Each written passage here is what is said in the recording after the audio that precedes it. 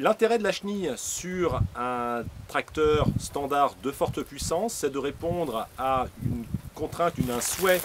de puissance de traction, donc de valoriser pleinement la puissance du moteur. On est sur un T8 435, donc 417 chevaux en traction délivrée par le moteur, donc transmettre toute cette puissance au sol tout en respectant les sols. L'alternative sur un tracteur à roues tel que l'on présente ici avec son équivalent, c'est que pour obtenir ce même respect des sols, on est obligé de partir souvent vers du jumelage qui est contraignant en termes de déplacement routier. La chenille va permettre d'assurer une empreinte au sol importante, on parle d'environ 450 grammes au centimètre carré, donc pour respecter les sols, d'assurer une bonne capacité de traction, donc limiter le patinage, limiter l'usure, tout en ayant un gabarit routier compatible avec les contraintes de circulation sur les petites routes européennes, avec des chenilles de 750 mm comme sur le T8 ici, on reste sur un gabarit routier à 3 mètres, donc équivalent à la largeur de l'outil quand il est replié. Donc sur cet essai comparatif, on va retrouver deux tracteurs, donc des T8 435, qui vont être très similaires sur tout ce qui va être à l'avant, donc la même motorisation, le même pont avant suspendu, la même montant pneumatique à l'avant. Donc l'intérêt de conserver des roues à l'avant de ce tracteur chenillé, ça va être de garantir le confort de suspension, de garantir la maniabilité, avec le même angle de braquage, le même type de direction, de réponse à la direction qu'un tracteur à roues. Une transmission à variation continue, donc également pour assurer de l'économie de carburant, de la souplesse à l'accélération. Et puis un pont arrière qui va être similaire dans son dimensionnement et qui va recevoir soit des roues, soit des chenilles. Donc le tracteur, lorsqu'il est commandé à chenille, passera toute sa vie à chenille, il dispose d'une homologation particulière.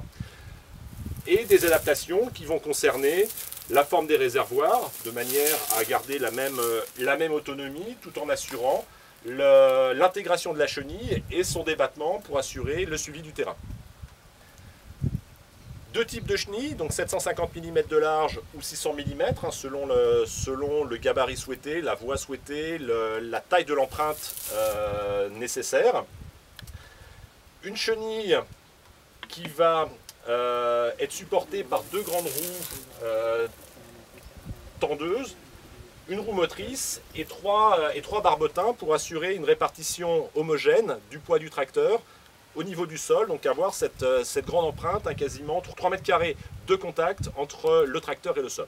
Pour assurer la traction, donc en condition de déchômage, on a besoin de passer toute la puissance du moteur aux roues, on a besoin d'un minimum de poids au niveau du tracteur. En général, on parle de 40-45 kg par cheval, donc c'est pour ça que le tracteur à roues va être lesté autour de 17 tonnes en jouant sur le lestage avant et le lestage sur les roues arrière. Le tracteur à chenille amène un châssis, des équipements conçus d'origine pour être nettement plus lourd. Le surpoids d'un tracteur à chenille, d'un T8 à chenille, va être d'environ 3 tonnes par rapport à son équivalent à roues non lesté, du fait de ce châssis particulier extrêmement résistant, de cette grande roue motrice également en fonte qui amène du poids, pour obtenir un tracteur qui va peser à vide autour de 17 tonnes 5. Donc hors lestage, et dans ces conditions d'essai, on veut un maximum de traction, un petit peu rééquilibré sur l'avant, un tracteur qui va peser autour de 19 tonnes. Donc New Holland a fait le choix de ce concept un petit peu hybride entre un tracteur à roues et un tracteur à chenille, de manière à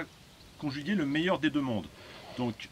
l'intérêt de la chenille en termes de capacité de traction, de respect des sols, mais de conserver un pont avant qui va amener un certain nombre d'avantages, donc un comportement de direction directement comparable à celle d'un tracteur à roues, donc pour des applications comme du transborder, du débardage de betteraves, donc des activités de transport au champ, le conducteur n'est pas du tout dépaysé en termes de réponse au volant par rapport à un tracteur à roues. Les autres avantages, ça va être de conserver notamment en conditions de traction sur des parcellaires un petit peu compliqués, une capacité à entraîner les deux chenilles en permanence. Donc on conserve le blocage de différentiel des tracteurs à roues, ce que ne permettent pas les tracteurs à deux chenilles, et donc de conserver une motricité comparable en traction en ligne droite comme en traction en courbe. Enfin, l'intérêt également d'avoir conservé les roues motrices à l'avant, ça se joue en fourrière. On conserve une maniabilité surprenante telle qu'on la connaît sur un T8 à roues, mais sans effet de vague provoqué par le ripage des chenilles. Donc moins de travail de reprise des fourrières après le travail de la parcelle.